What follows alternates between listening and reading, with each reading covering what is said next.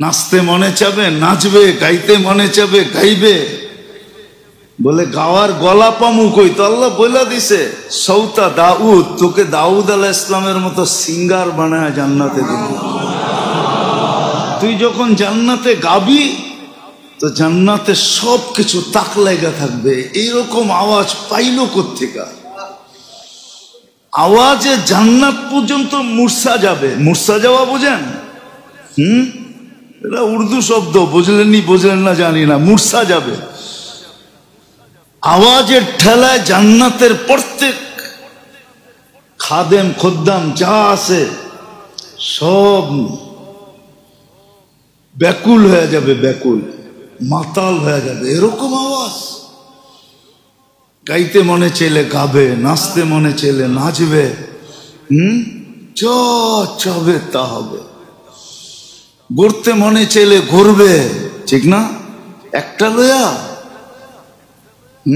একটা সামনে একটা পিছে। এখন তো পিছে একটা বইলি যুবক মাথার হুঁশ থাকে না, ঠিক না? মোটর সাইকেলের পিছে একজন বসলেই চার্জার একজন থাকলে আর হুঁশ থাকে না, ঠিক না? কি রেখা দিছে? জিজ্ঞাসা করবে তুমি কে? তো বলবে কোরআন পয়রা শোনায় মনে হয়, ওয়ালাদাইনা মাজিদ, আমার নাম মাজিদ, তোমার জন্য আল্লাহ বানায় রাখছে, যা চাবে তা মিলবে।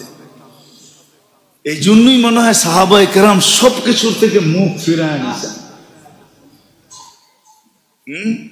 আল্লাহর রাসূল বলছে বিজুহদি ওয়াল ইয়াকিন। সাহাবারা এত উপরে উঠছে দুনিয়ার থেকে সব মুখ ফিরায় নেওয়ার কারণে। জান্নাত এরকম ভিতরে ঢুকছে এখন দুনিয়ার কোনো কিছুই কিছু মনে হয় না। বিশ্বাস হয় না? প্রমাণ দিমু। বেশি দূরে যেতে হবে না।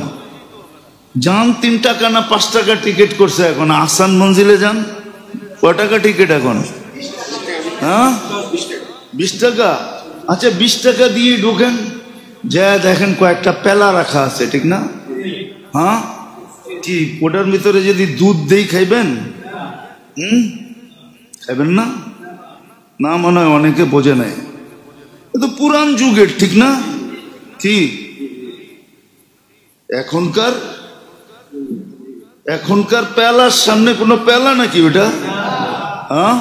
হয়তো কাঁসা দিয়া বানানো, নাইলে পিতল দিয়ে বানানো, ঠিক না? নাইলে মাটি দিয়ে বানানো, ঠিক না? নাইলে কাঠ দিয়ে বানানো, ঠিক না? আর কি আছে ওইখানে? আমার ছেলেরে নিয়ে গেছিলাম জাদুঘরে, তো দেখা পেলা দেখা কইতেছে ছি, এটি দিয়ে মানুষে পান করে নাকি? আর চেয়ে কত দামি দামি ভালো ভালো সুন্দর সুন্দর তো আমগো বাসাই আছে। তুমি কি দেখাইতে লয়ে আইছো আমারে?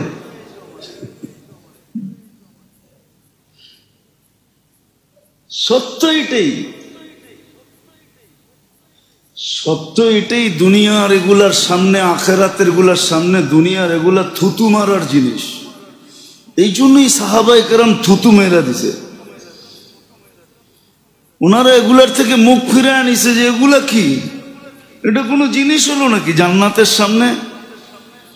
এই জন্য ওনারা সকালে ভাবতেন কবে জান্নাতে যাব, বিকালে ভাবতেন কবে জান্নাতে যাব। 24 ঘন্টা জান্নাতের পিছে দৌড়াইতেন, জান্নাত কবে পাবো। এই জন্যই তো কিতাবে লেখা আছে, বলে তুই দুনিয়ার দামি, এটাকে কি বলে, পানীয়। পানীয় চিনেন? পান করে যে শরবত, ঠিক না? শরবত কোন আর কালা পানি কোন, যেটাই কোন আর কি, দামির থেকে দামি, ঠিক না?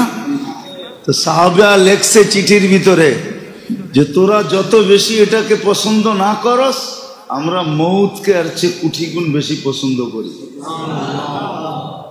এই জন্যই তো আল্লাহ চ্যালেঞ্জ দিচ্ছেন কোরআনে এক দলকে, দুনিয়ার খ্রিস্টান আর ইহুদিকে চ্যালেঞ্জ দিছেন, যদি তোরা এতই সত্য হস তাহলে মৌতের তামান্না করে দেখ। ফাতামান্নাউল মাউতা ইন কুনতুম সাদিকিন। মৌতের তালাশ আকাঙ্ক্ষা কর দেখি। তালাশ তো দূরের কথা, আকাঙ্ক্ষা কর যে আল্লাহ মৌত দিয়া দেন, এটাও তো আকাঙ্ক্ষা করতে পারবি না। আর দেখ মুহাম্মদুর রাসূলুল্লাহর কাছে যারা, ওরা শুধু আকাঙ্ক্ষা করে না, মৌতকে সারাদিন তালাশ করে। কোন জায়গায় গেলে মৌতের লগে দেখা হবে, মরবো আর জান্নাতে যাব। এই জন্যই তো আল্লাহ চ্যালেঞ্জ দিছেন, দুনিয়া আলাদেরকে চ্যালেঞ্জ দিছেন, মৌতের আশা করে দেখ।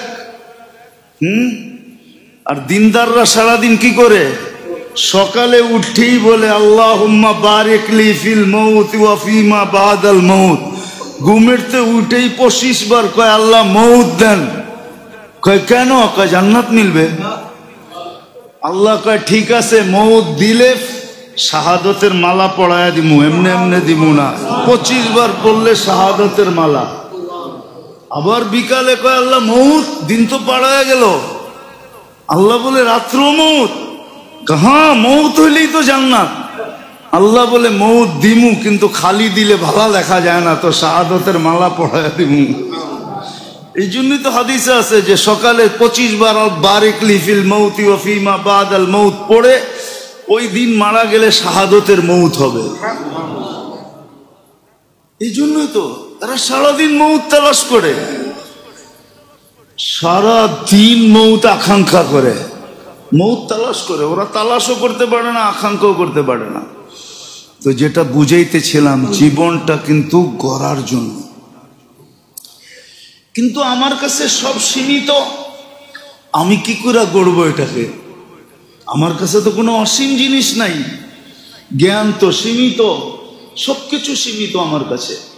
জীবনটাও সীমিত, দুনিয়াটাও সীমিত, সবই তো সীমিত। আল্লাহ গড়ার জন্য এক ব্যক্তিত্ব পাঠাইছেন, গড়ার জন্য এক ব্যক্তিত্ব পাঠাইছেন।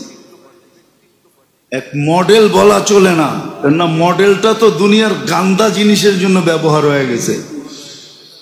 এই শব্দটা মুহাম্মদুর রাসূলুল্লাহ সাল্লাল্লাহু আলাইহি ওয়াসাল্লামের জন্য ব্যবহার করা মানায় না।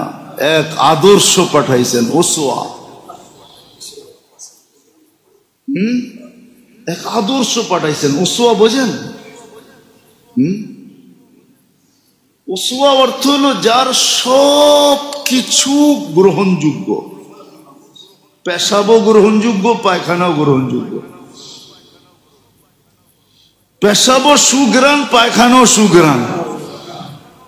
বিশ্বাস মনে হয় না, ঠিক না?